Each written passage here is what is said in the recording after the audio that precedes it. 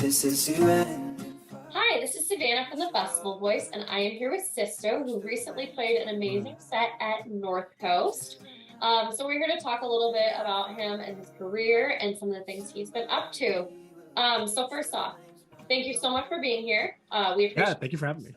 Sorry, we You're good, appreciate you're it at the Festival Voice, and I know your audience or your fans do too.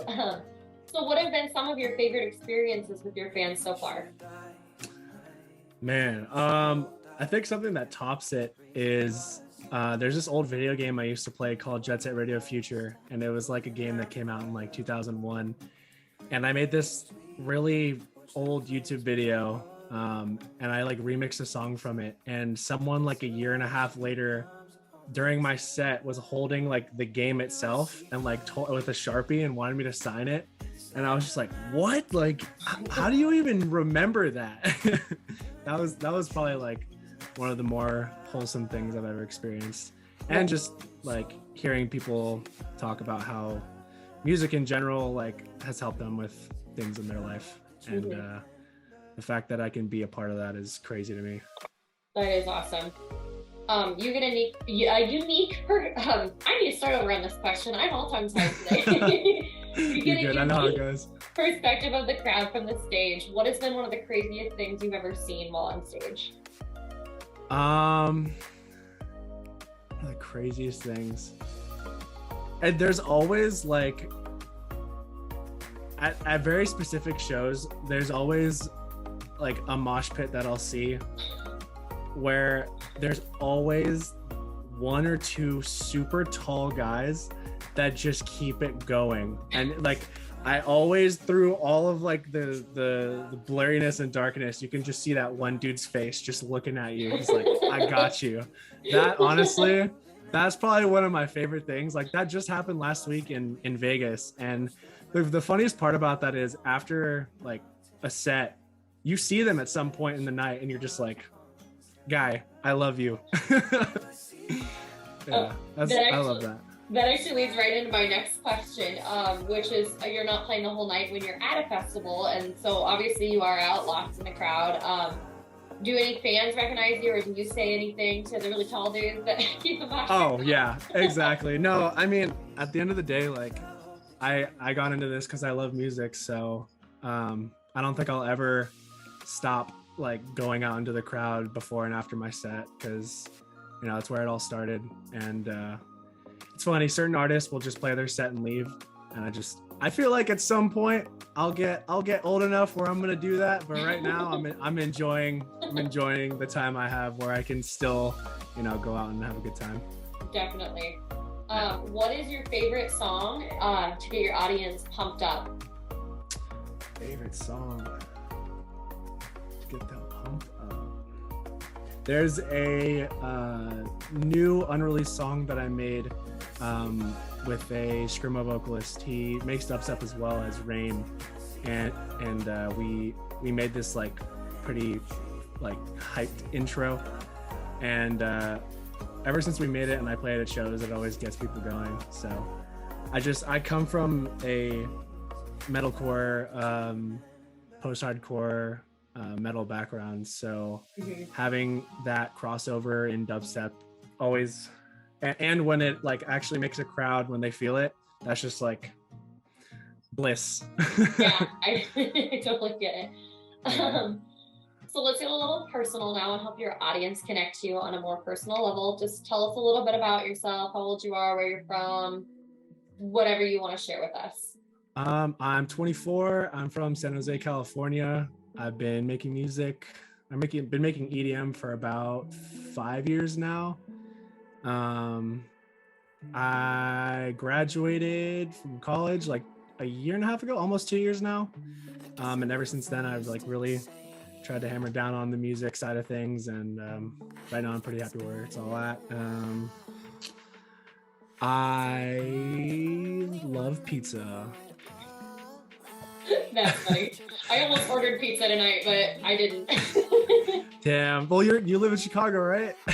I'm actually 3.5 hours from Chicago, so. Oh, okay. Well, I mean, you still have killer pizza out there, though, right? Yeah, there's some good stuff in No? Oh, okay. that was a no, we don't laugh. Yeah, I'm from a kind of small town, so. Yeah. So is there talking about your music, were there any life-defining moments that really brought you to where you are today? I actually, for about 10 years of my life, was pretty committed to joining the military, and I did 2 years of ROTC. And there was just this point in my life where I went from, the reason I wanted to join the military was to do medical corps and save lives physically. And there was just this point in my life where I realized how much music had done that for me personally.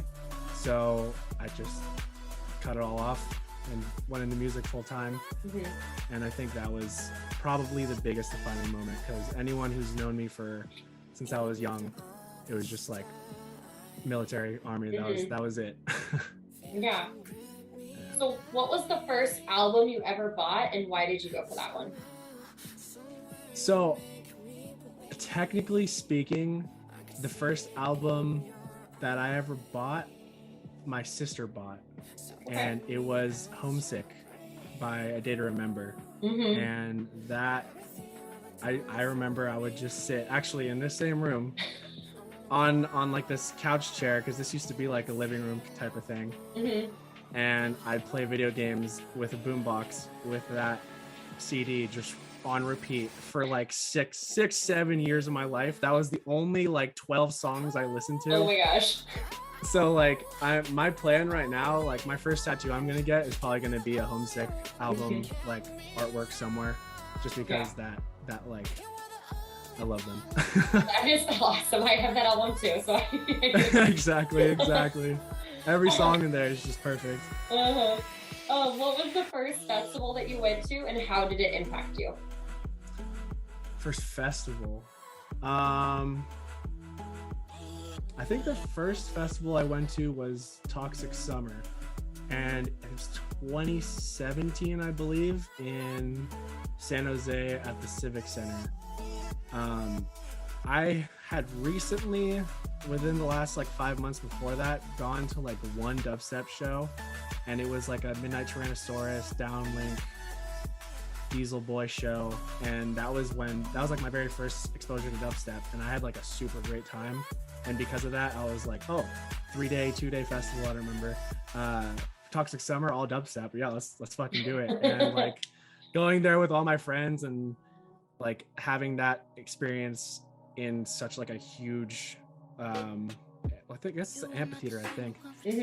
That was when I was like, holy fucking shit, I want to do this so bad. Cause like, it was like the energy of all like the Warped Tour shows I went to and metal shows in this world that was like a whole different thing, but not totally different.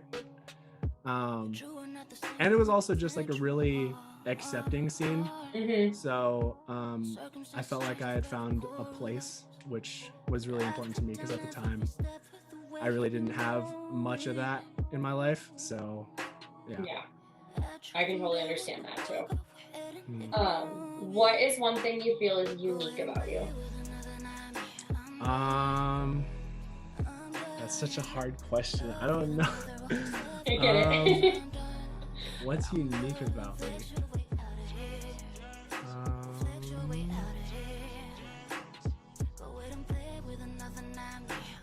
I can cook some mean tacos. I don't know. I kind of want to think of like something like meaningful, but like that's it. I don't know. It's weird. That is okay. If you could give your fans one piece of advice about their career, their life, or anything, what would it be?